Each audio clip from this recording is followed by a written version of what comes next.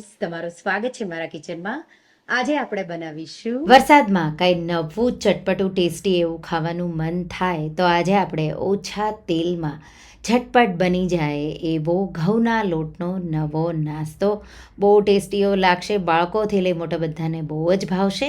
જો તમને મારી રેસિપીઓ ગમતી હોય અને હજુ સુધી ચેનલને સબસ્ક્રાઈબ ન કર્યું હોય તો સબસ્ક્રાઈબ કરજો અને બાજુમાં આપેલી ઘંટી દબાવજો એટલે નવી નવી રેસિપીના નોટિફિકેશન આવે. તો ચાલો બનાવીએ. તો એના માટે એક બાઉલમાં આપણે અડધો કપ દહીં લેશું. મીડિયમ એવું લેવાનું, બહુ ખાટું પણ નહીં, બહુ મોડું પણ નહીં એવું. એમાં અડધી ટીસ્પૂન મીઠું, 1 ટીસ્પૂન શુગર એટલે કે ખાંડ ઉમેરીશું અને અડધી ટીસ્પૂન જેટલા આપણે ખાવાના સોડા ઉમેરીશું. 2 ટીસ્પૂન જેટલું તેલ ઉમેરી દઈશું અને આપણે એકદમ સારી રીતે મિક્સ કરી દઈશું. આ રીતે સોડા એક્ટિવેટ થઈ જાય એટલે આપણે એમાં 1 કપ ઘઉંનો લોટ ઉમેરી અને એકદમ સારી રીતે મિક્સ કરી અને લોટ આપણે એનો બાંધી લઈશું. તો અત્યારે પાણી મેં નથી વાપર્યો, આવો લોટ મેં બાંધ્યો. હવે મને જરૂર લાગી તો 1-2 ટેબલ સ્પૂન જેટલું પાણી મેં છાંટ્યું, લોટને ખૂબ જ મસળી લીધો અને થોડું અમથું તેલ ઉમેરી પાછો લોટને મસળી આવો સ્મૂથ કરી લોટને આપણે ઢાંકી 10 મિનિટ જેવો રેસ્ટ થવા દઈશું. તો ત્યાં સુધીમાં આપણે બીજી તૈયારીઓ કરી લઈશું. હવે આપણે ઠેચા બનાવીશું. ઠેચા બનાવવા માટે મોળી વેરાયટીના લીલા મરચાં લેવાના છે, કોઈ પણ વેરાયટીના લઈ શકો. 10થી 12 લીલા મરચાંના આ રીતે મેં ટુકડા કરી લીધા છે અને એમાં આપણે 1 લસણનો ગાંઠિયો, મોટો હોય તો 1 લેવાનો, નાના હોય તો 2 લેવાના છે. લસણની કળીઓને રફલી આ રીતે ચોપ કરી લઈશું. આ રેસિપીમાં તીખા મરચાં નથી વાપરવાના, મોળા જે વેરાયટીના મરચાં આવે એ જ લેવાના છે. તો એ 2 મેં રેડી કરી લીધા. હવે અડધો કપ જેટલા શીંગના દાણા લઈ, શીંગના દાણા ક્રિસ્પી થાય એ રીતે આપણે એને શેકી લઈશું. ક્રિસ્પી થઈ જાય એટલે આપણે એના ફોતરા કાઢી અને પછી આગળ રેસિપીમાં આપણે વાપરીશું. તો લગભગ મીડિયમ ફ્લેમ પર 3થી 4 મિનિટ જેવું શેકશો એટલે ફોતરા નીકળી જાય એવા ક્રિસ્પી થઈ જશે. ગેસની આંચ બંધ કરી ઠંડા કરી હું એના ફોતરા કાઢી અને શીંગદાણાને રેડી કરી લઈશ. એ જ પેનમાં આપણે 1થી 2 ટેબલ સ્પૂન જેટલું તેલ ગરમ કરી અને એમાં આપણે લીલા મરચાંના જે ટુકડા કર્યા છે એ ઉમેરી અને આપણે એને 2 મિનિટ જેવું સાતળી લઈશું. મીડિયમ ફ્લેમ પર મેં 2 મિનિટ જેવું સાતળ્યું. સાથે આપણે એમાં 2 ટીસ્પૂન જીરું ઉમેરી દઈશું. મિક્સ કરી પાછું 1 મિનિટ જેવું થવા દઈશું. હવે લસણની કળીઓ, 25 જેટલી મેં લસણની કળીઓ લીધી છે, તમે વધારે પણ લઈ શકો અને એને પણ આપણે 2 મિનિટ જેવું સાતળીશું. અડધી ટીસ્પૂન જેટલું મીઠું ઉમેરીશું અને સાથે આપણે એને પાછું સાતળી લઈશું. તો લગભગ 4થી 5 મિનિટ જેવું થાય એટલે તમારે એમાં લીલા ધાણા, અડધો કપ જેટલા ડાળખા સહિત મેં લીલા ધાણા ઉમેરી દીધા છે. લીલા ધાણાથી ફ્લેવર પણ બહુ સારો આવશે અને ઠેચાનો કલર પણ બહુ સારો એવો આવશે.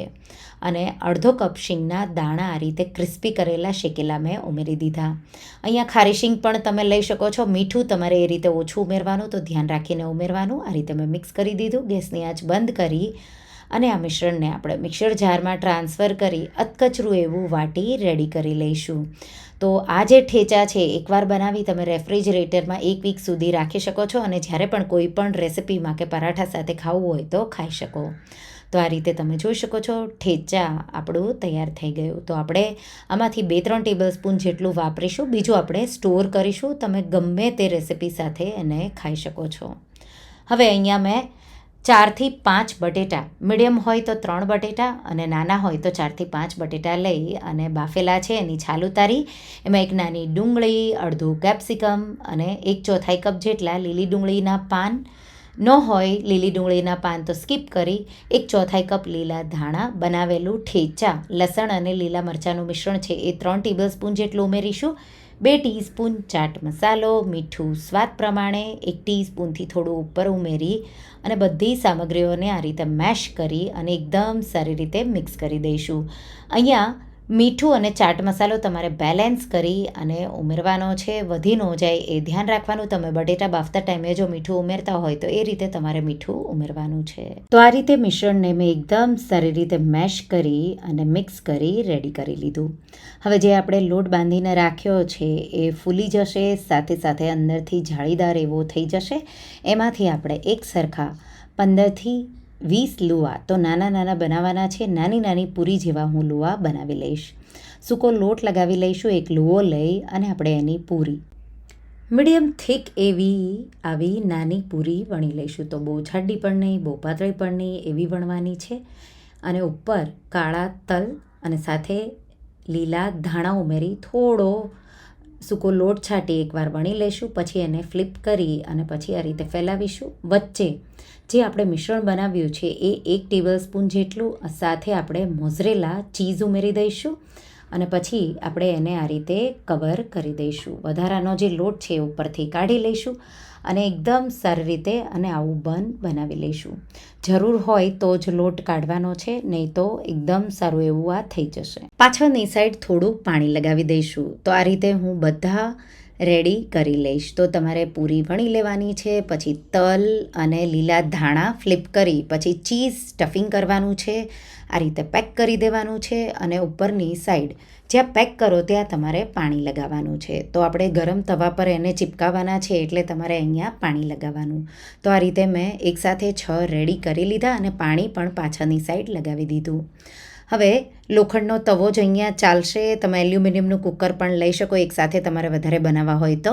તો આ રીતે તવાને તમારે ગરમ કરી લેવાનો છે. ગેસની ફ્લેમ સ્લો ટુ મીડિયમ રાખવાની છે. તવો એકવાર ગરમ થઈ જાય પછી પાણીવાળો ભાગ છે એ નીચે આપણે આ રીતે ચિપકાવી દઈશું અને આપણે એને થોડી વાર માટે થવા દઈશું. અડધી મિનિટ જેવું મેં એને થવા દીધું. પછી તવાને ઊંધો કરી ફ્લિપ કરી ગેસની ફ્લેમ મીડિયમ કરી અને આ રીતે તમારે ફરતું એક બોલ્સ છે, પોપ્સ છે એ શેકાય એ રીતે તમારે એને થવા દેવાના છે. જે રીતે નાન શેકો એ રીતે તમારે એને ફરતું શેકવાનું છે.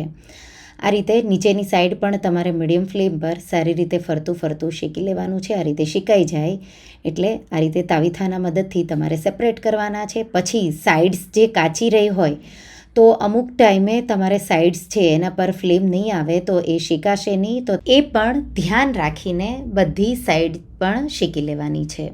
આ રીતે શેકાઈ જાય સેપરેટ કરી અને પછી જ્યારે સર્વ કરવાના હોય ત્યારે ગરમ હોય ત્યારે તમારે એના પર થોડું બટર લગાવી દેવાનું અને ગરમ જ સર્વિંગ પ્લેટમાં કાઢી અને ટમાટો કેચઅપ સાથે તમે એને ગરમ સર્વ કરો. આ રીતે જો તમે નાસ્તામાં એકવાર ઠેચા મોઝરેલા બોમ્બ પણ કહી શકો, ઠેચા મોઝરેલા પોપ્સ પણ કહી શકો. જો ક્યારેય ન બનાવ્યા હોય તો એકવાર ટ્રાય કરજો. બહુ ટેસ્ટી એવા તમને વડાપાવ અને તીખું ટેસ્ટી કંઈ ભાવતું હોય તો તમને આ બહુ જ ભાવશે. વડાપાવનો પણ ટેસ્ટ, પીઝા જેવો પણ ટેસ્ટ. તો તમને આ રેસિપી કેવી લાગી મને કમેન્ટમાં જરૂરથી જણાવજો. અને જો રેસિપી ગમી હોય તો વિડીયોને લાઇક કરજો, શેર કરજો અને મારા ચેનલને સબસ્ક્રાઇબ કરજો. અને આવી જે નવી રેસિપીઓ માટે તમે બેલ આઇકન બટનને પ્રેસ કરજો. Thank you for watching.